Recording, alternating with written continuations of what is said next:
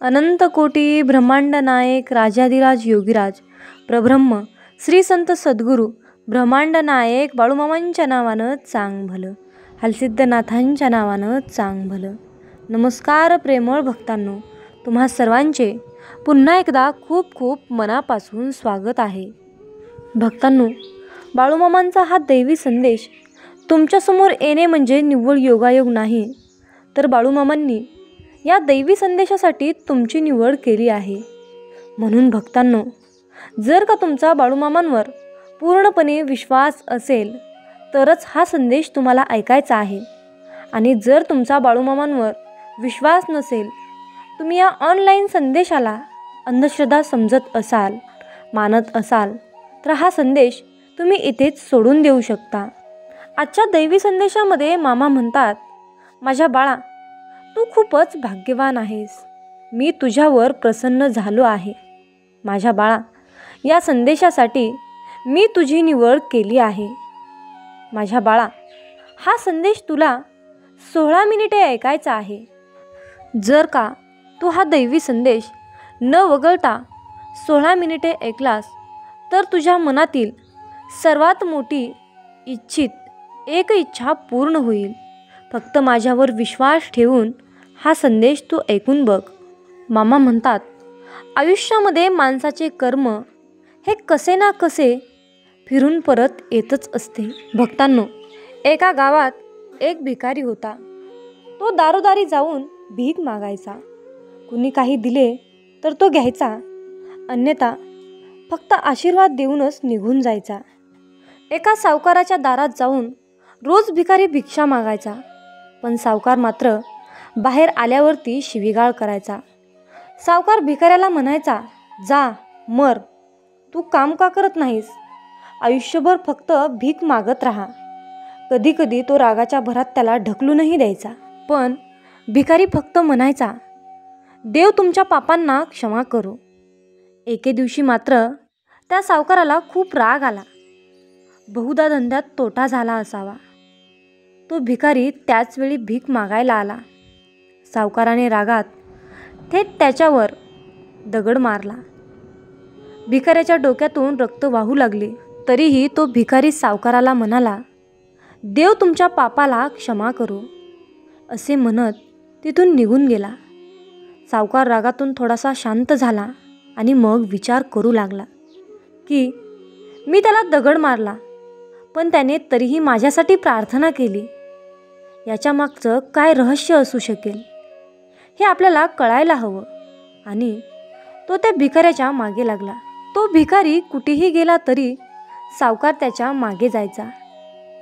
त्या भिकाऱ्याला कोणी भिक्षा दिली तर कुणीतरी त्याला मारले, अपमानित केले, शिवीगाळ केली, पण भिकारी एवढेच म्हणायचा, देव तुमची पापे क्षमा करो.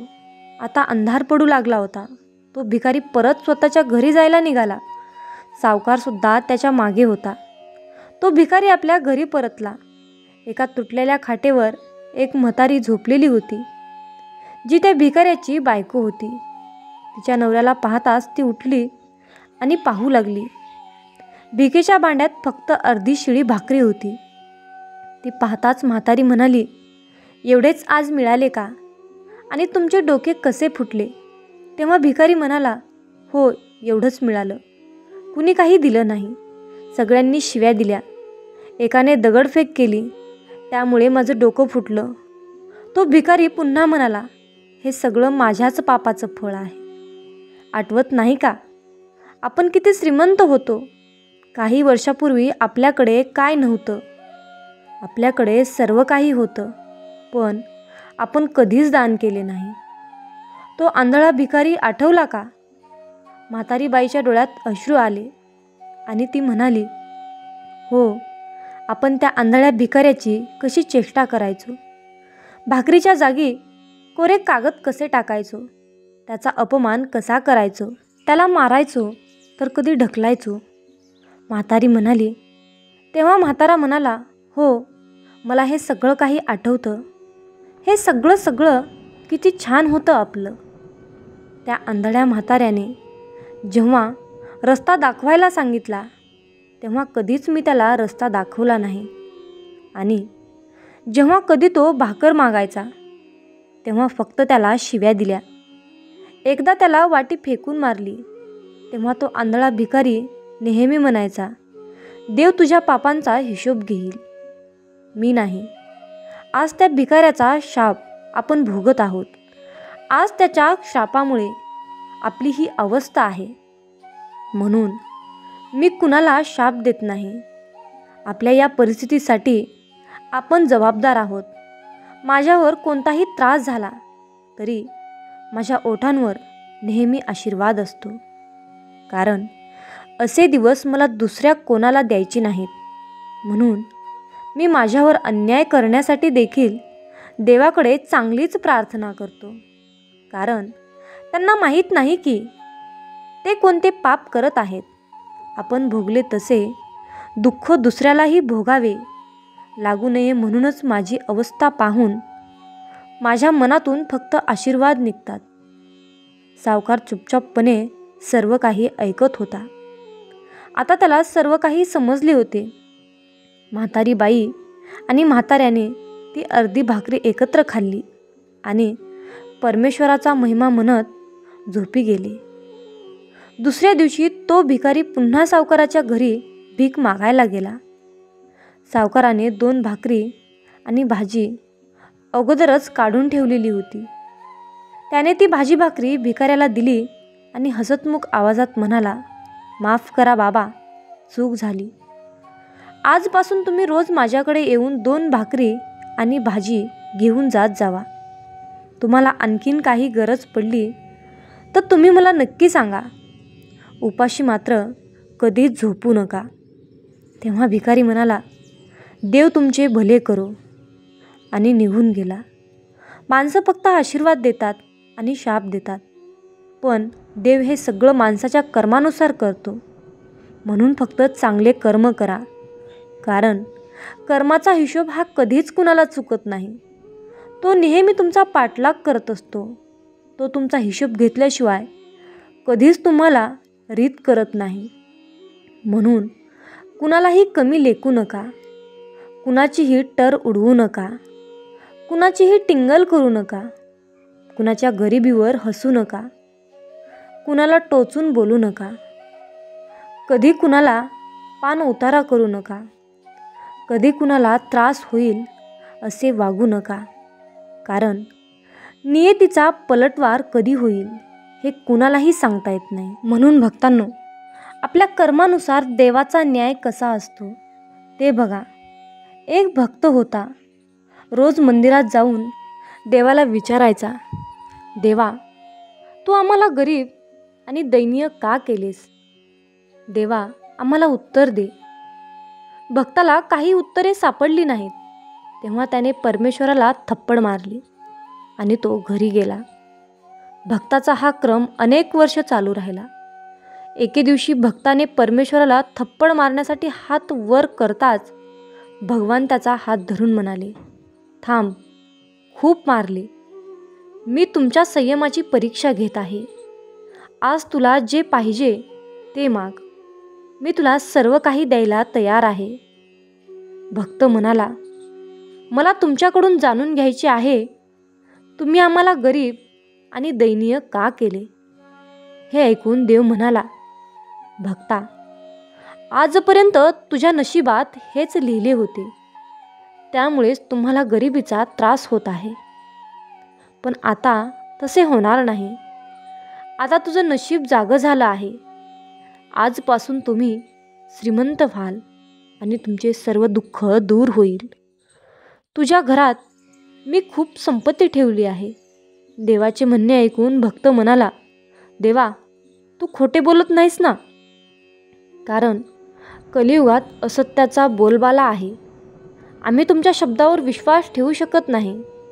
देव म्हणाला, माझ्या बाळा, मी कधीच खोटं बोलत नाही रे. आधी तू तुझ्या घरी जाऊन बघ, मग मनात येईल ते कर. जेव्हा भक्त घरी पोहोचला तेव्हा त्याने पाहिले की त्याची पत्नी आणि मुले सर्वजण आनंदी दिसत होती. संपूर्ण घर पैसे आणि अन्नाने भरले होते. पत्नीने सांगितले की ही सर्व संपत्ती एका व्यक्तीने आपल्याला दिली आहे. हे ऐकून भक्त म्हणाला, हे सर्व त्या भगवंताने आपल्याला दिले आहे, ज्याला मी रोज थप्पड मारायचो. त्याच्या कृतीवर हसून त्याने देवाचे आभार मानले. म्हणून भक्तांनो, आपण आपल्या आयुष्यामध्ये जे काही घडतं ते फक्त चांगल्यासाठीच घडतं. आपल्याला जेवढी चिंता आहे, आपल्यापेक्षा जास्त ही चिंता आपल्या परमात्म्याला, परमेश्वराला आहे. म्हणून तुमच्या सर्व दुःख, चिंता, तुमचे प्रश्न आपल्या मामांच्या हाती द्या. मामांच्या चरणी तुमचं जीवन अर्पण करा, समर्पित करा. मामांना एवढीच प्रार्थना करा की बाळू मामा, मी जे आहे तुमच्यामुळेच आहे. मी जे घडलो आहे ते तुमच्यामुळेच घडलो आहे. माझ्या आयुष्यामध्ये जे काही चांगलं घडत आहे ते तुमच्या कृपा आशीर्वादाने घडत आहे, आणि जे काही वाईट घडत आहे ते फक्त माझ्या कर्माचे फळ आहे. म्हणून मी तुमच्यावर कसल्याही प्रकारचा नाराज नाही. तुम्ही माझ्यासाठी चांगलंच कराल अशीच माझी तुमच्या चरणी इच्छा आहे. असंच तुम्हाला त्या परमेश्वराला म्हणायचं आहे. आणि दररोज सकाळी उठल्याबरोबर नवीन दिवस दाखवल्याबद्दल या ब्रह्मांडाचे आभार मानायचे आहेत. आणि संध्याकाळी आपण रात्री झोपत असताना अंथरुणात पडल्याबरोबर देवाचे आभार मानायचे आहेत की आजचा हा दिवस माझ्यासाठी खूप चांगला गेला, आणि उद्याचा दिवससुद्धा माझ्यासाठी अशाच प्रकारचा चमत्कारिक दिवस आणा, यासाठी देवाचे आभार मानायचे आहेत. बोध देत सांगत आहे, अरे बाळा, वेतातून बाहेर ये. मी मर्यादित शरीर नाही. या ध्रुवावर अनंत अस्तित्व आहेत, परंतु मी एकच तेच असं अस्तित्व आहे. मामा म्हणतात, मी कोणापासून वेगळा नाही आणि कोणी माझ्यापासून वेगळा नाही. तू सुद्धा माझ्या अस्तित्वाचा अंश आहेस. बाळूमामा तुम्हाला कधीच निराश ठेवणार नाहीत आणि कधीच रिकामे ठेवणार नाहीत.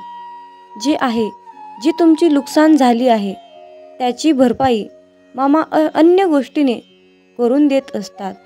जेव्हा बाळूमामा आपल्याला एखादी गोष्ट सोडायला सांगतात तेव्हा मामांना आपल्याला काहीतरी एक चमत्कारिक गोष्ट आणि मोठी गोष्ट द्यायची असते. मामांच्या योजना अतिशय उत्कर्ष असतात. म्हणून फक्त मामांनी सांगितलेल्या योजनावर चालण्याचं काम करायचं. आयुष्यामध्ये कसलीही परिस्थिती आली, कसल्याही परिस्थितीत मनाचा तोल ढासाळत असेल तर फक्त बाळूमामांचे नामस्मरण करा. फक्त स्वतःशी संवाद साधायचा आहे. मला माहीत आहे की माझ्या बाळूमामांनी माझ्यासाठी खूप महत्त्वाची आणि चमत्कारिक योजना आखून ठेवली आहे.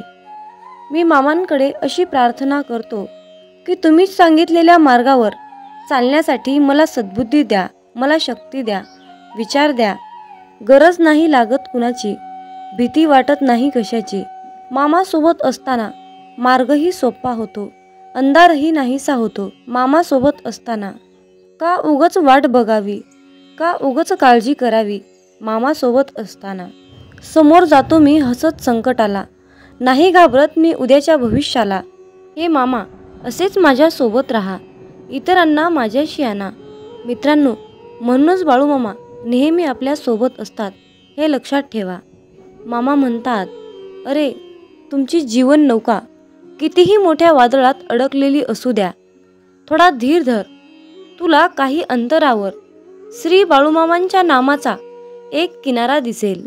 फक्त एकदा अंतःकरणातून बाळूमामा हे नाम बोलून तर बघ. ज्यांचे कर्म चांगले आहेत तो कधीच संपत नसतो. सत्कर्मी माणसालाच जीवनात अडचणी येतात, पण त्या सुटणाऱ्या असतात.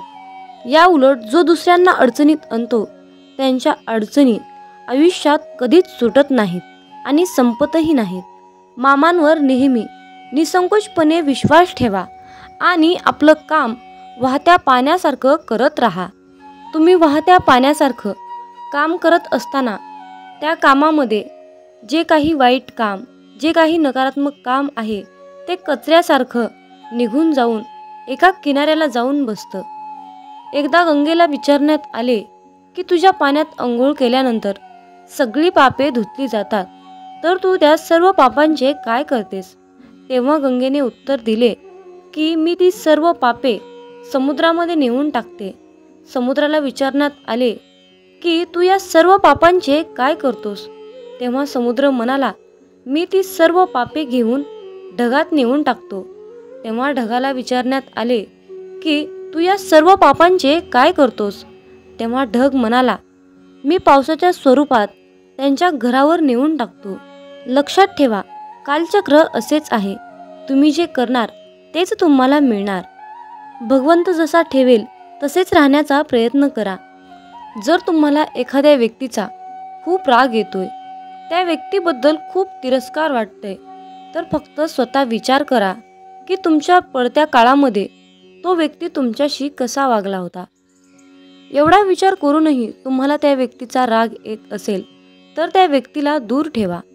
मला वाटतं की तुम्ही खूप भाग्यवान आहात, कारण तुमची सुखदुःख वाटून घेण्यासाठी तुमच्याकडे खूप महत्त्वाची आणि चांगली माणसे तुम्हाला भगवंताने दिली आहेत.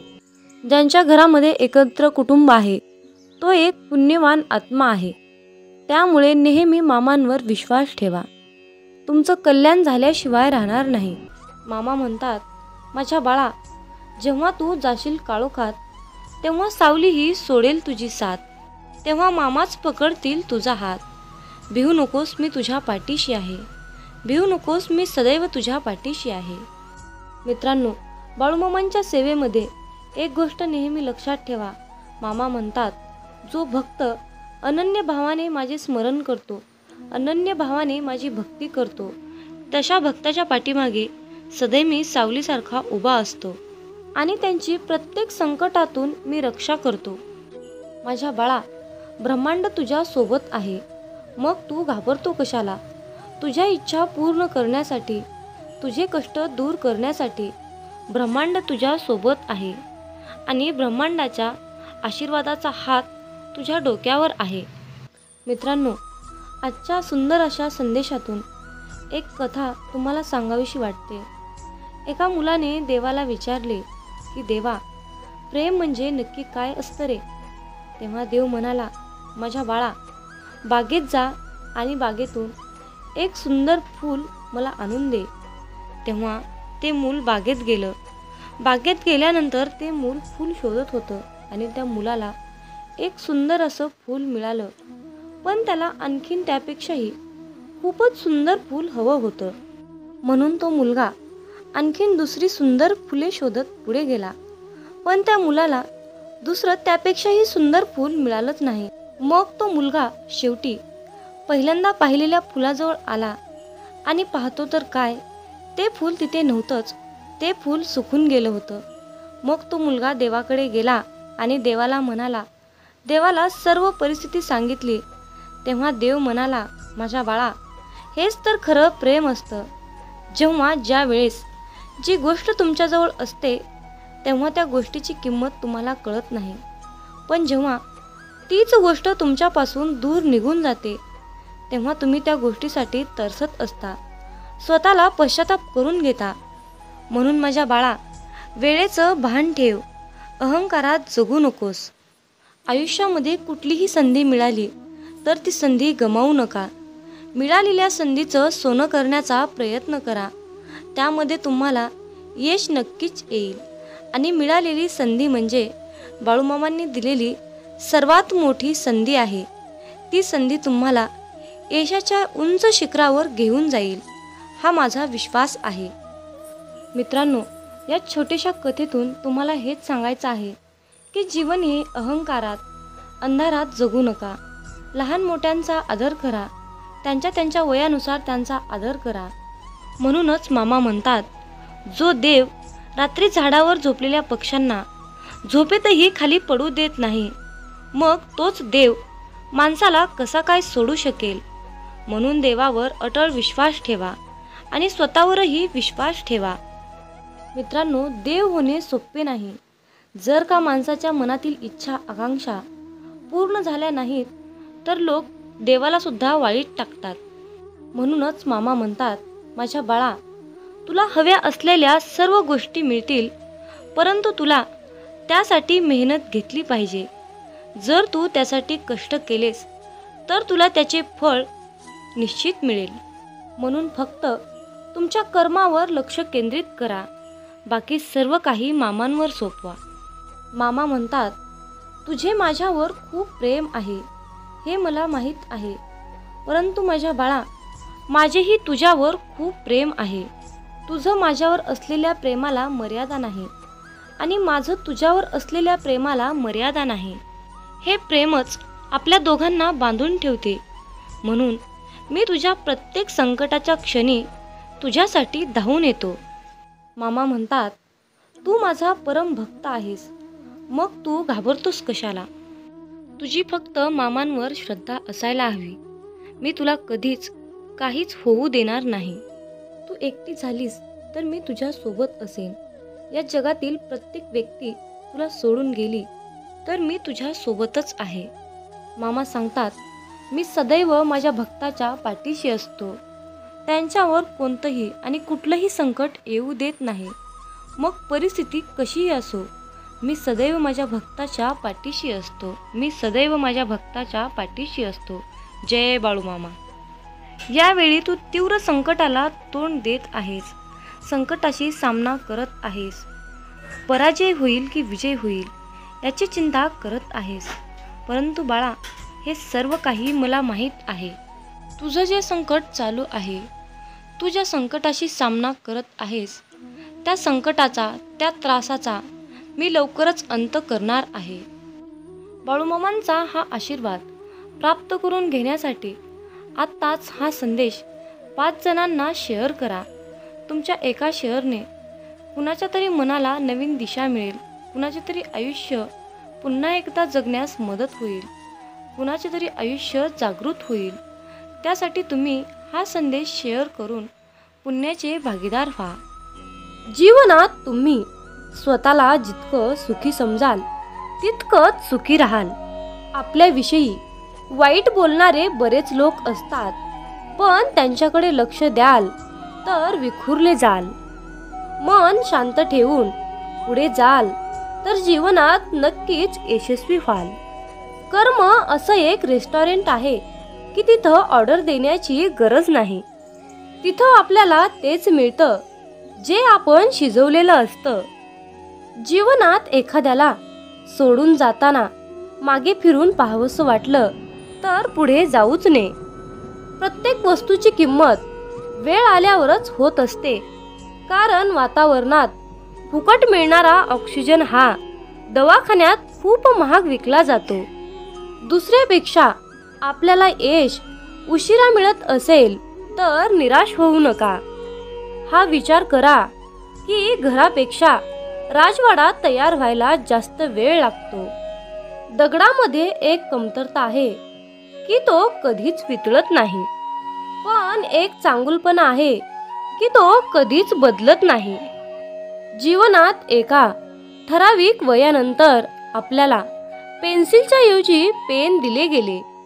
त्याचं कारण हेच आहे की हे आपल्या लक्षात आले पाहिजे. जसं जसं आपण मोठे होत जातो तसं तसं आपल्या चुका खोडल्या जात नाहीत. तुम्ही सहमत असाल तर आत्ताच आपल्या व्हिडिओला लाईक करा आणि चॅनलला सबस्क्राईब करा. तुमच्यासाठी नशिबाचे योग्य ते द्वार उघडले जाईल. वाक्य छोटं आहे पण तितकंच खरं आहे. जग धोका देऊन हुशार झालं आणि आपण विश्वास ठेवून मूर्ख झालो. जीवनात काही जखमा अशा असतात की त्या दिसत नाहीत, कोणाला दाखवताही येत नाहीत, पण त्या सतत टोचत राहतात. जीवनात समोरच्याला माफ करता येतं, त्याचे अपराध विसरता येतात, पण त्यांच्यात पुन्हा एकदा मन गुंतून राहता येत नाही. स्वतःचं मन शांत करता आलं की सगळे गोंधळ आपोआप शांत होतात. मामा म्हणतात, माझ्या बाळा, एक गोष्ट नेहमी लक्षात ठेव, अपेक्षा हीच दुःखाचं सर्वात मोठं कारण आहे. जीवनात मानवी स्वभाव ओळखणं खूप अवघड आहे, कारण माणूस हा वेळेनुसार बदलतो. जेव्हा एक व्यक्ती दुसऱ्या व्यक्तीवर प्रेम करते तेव्हा ती म्हणते की मी तुझ्यासाठी जीव द्यायला सुद्धा तयार आहे. पण जशी वेळ बदलते तेव्हा तीच व्यक्ती म्हणते की मी तुझा जीव घेईन. त्यामुळे लक्षात ठेवा की सर्व काही बदलणार आहे आणि बदल ही एक शाश्वत गोष्ट आहे.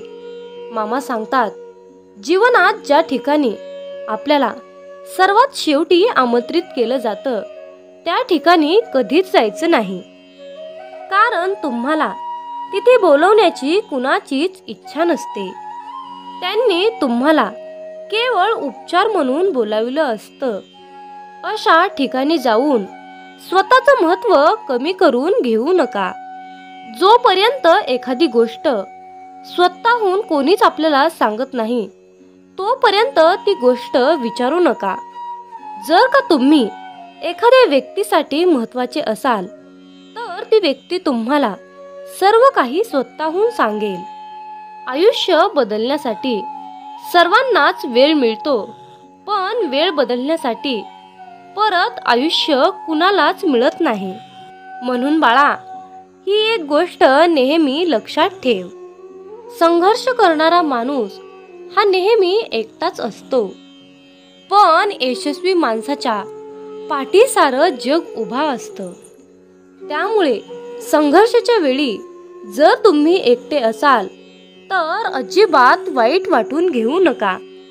कारण लक्षात ठेवा, संघर्ष हा नेहमी एकट्यानेच करायचा असतो. मामा म्हणतात, माझ्या बाळा, बदल हा एक जीवनाचा भाग आहे.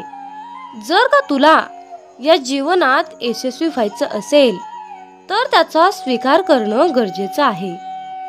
जर का तुम्ही बदलाला विरोध करत असाल तर तुम्ही अशी संधी गमावू नका, ज्या तुम्हाला वाढण्यास आणि तुमचे ध्येय साधण्यास मदत करू शकतात.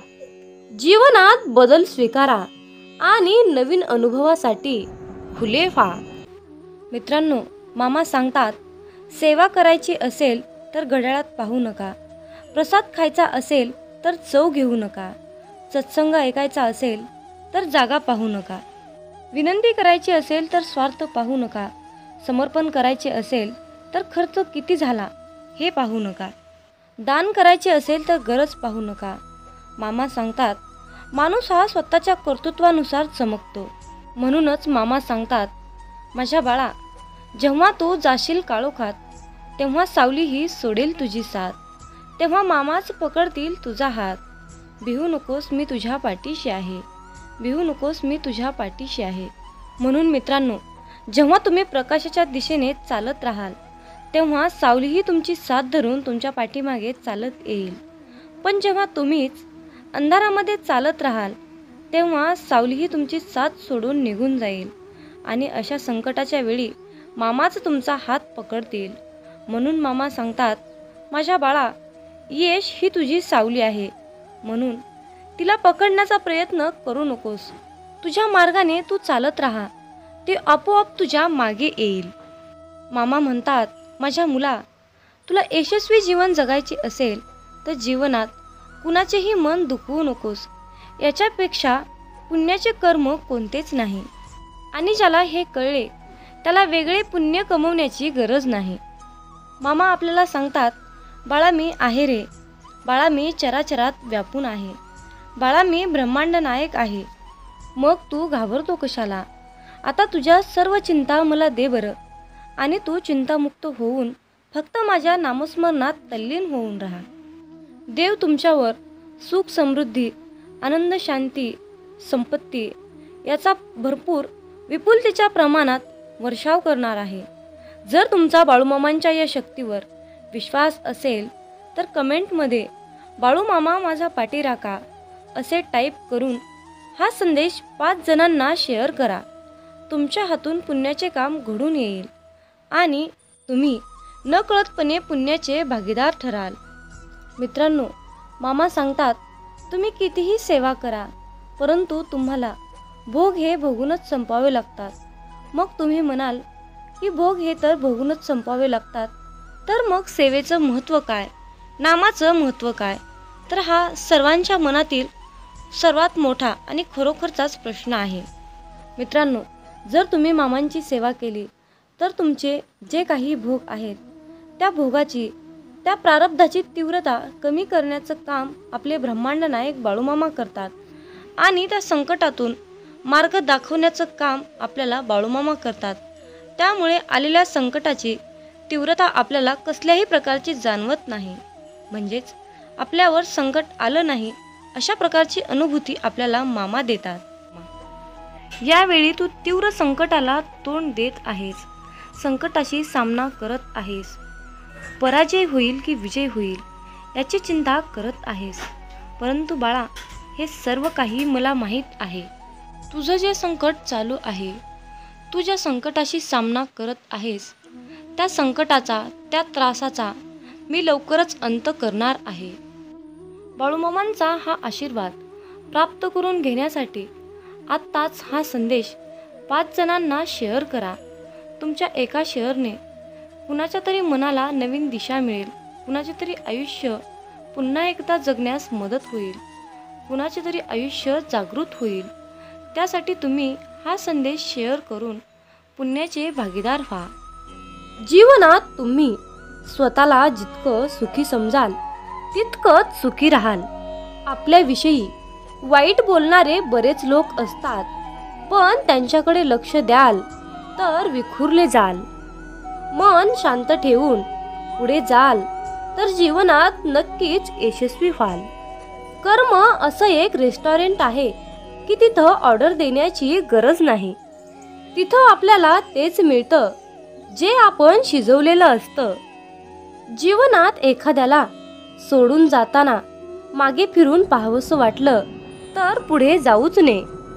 प्रत्येक वस्तूची किंमत वेळ आल्यावरच होत असते, कारण वातावरणात फुकट मिळणारा ऑक्सिजन हा दवाखान्यात खूप महाग विकला जातो. दुसऱ्यापेक्षा आपल्याला यश उशिरा मिळत असेल तर निराश होऊ नका. हा विचार करा की घरापेक्षा राजवाडा तयार व्हायला जास्त वेळ लागतो. दगडामध्ये एक कमतरता आहे की तो कधीच वितळत नाही, पण एक चांगुलपणा आहे की तो कधीच बदलत नाही. जीवनात एका ठराविक वयानंतर आपल्याला पेन्सिलच्या ऐवजी पेन दिले गेले. त्याचं कारण हेच आहे की हे आपल्या लक्षात आले पाहिजे. जसं जसं आपण मोठे होत जातो तसं तसं आपल्या चुका खोडल्या जात नाहीत. तुम्ही सहमत असाल तर आत्ताच आपल्या व्हिडिओला लाईक करा आणि चॅनलला सबस्क्राईब करा. तुमच्यासाठी नशिबाचे योग्य ते द्वार उघडले जाईल. वाक्य छोटं आहे पण तितकंच खरं आहे. जग धोका देऊन हुशार झालं आणि आपण विश्वास ठेवून मूर्ख झालो.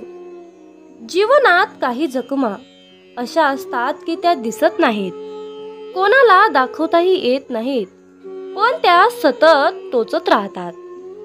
जीवनात समोरच्याला माफ करता येतं, त्याचे अपराध विसरता येतात, पण त्यांच्यात पुन्हा एकदा मन गुंतून राहता येत नाही.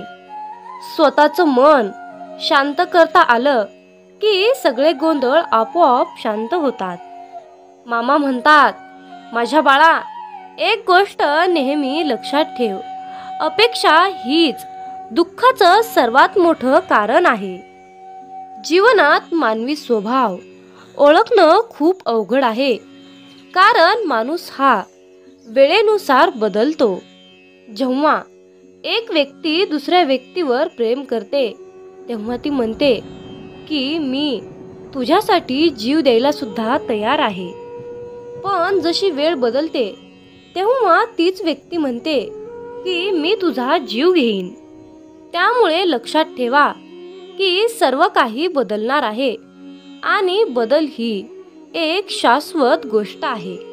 मामा सांगतात, जीवनात ज्या ठिकाणी आपल्याला सर्वात शेवटी आमंत्रित केलं जातं त्या ठिकाणी कधीच जायचं नाही, कारण तुम्हाला तिथे बोलवण्याची कुणाचीच इच्छा नसते.